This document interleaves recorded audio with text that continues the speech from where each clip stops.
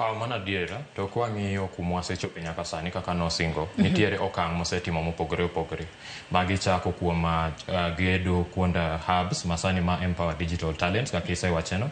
To nitiere programs ma bende okelo thenge milu kaka wan kod Ajira digital program, wachaka kanyo, mose nyalo donjo over 70% of the Kenyan market, kwa ng'iyo country duto kanyachiel.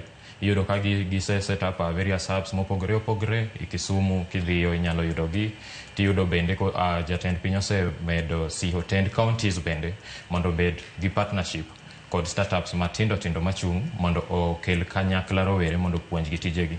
Kendo bende kawuoyo mana Ajira digital program kaendi bende waseneno gimoni jitume youth labs. En machiegni gi gima zone 1 timo Kisumu. Maka vijana rowere. Pogruok ni kanye kind Ajira kod jitume.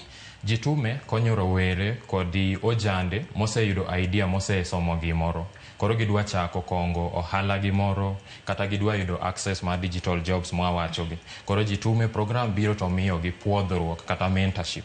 Koro mentorship kango giyudo ka kijana ong'eyo rito pesa mare, ong'eyo timo gima iluongo ni personal branding, to kelo opportunity. So mano gima government osetimo kabisa. To kendo kwa sudo mbele, waseneno gima kata rais osebedo ka medo dhiro nyaka e 10 counties ma aluong in digitization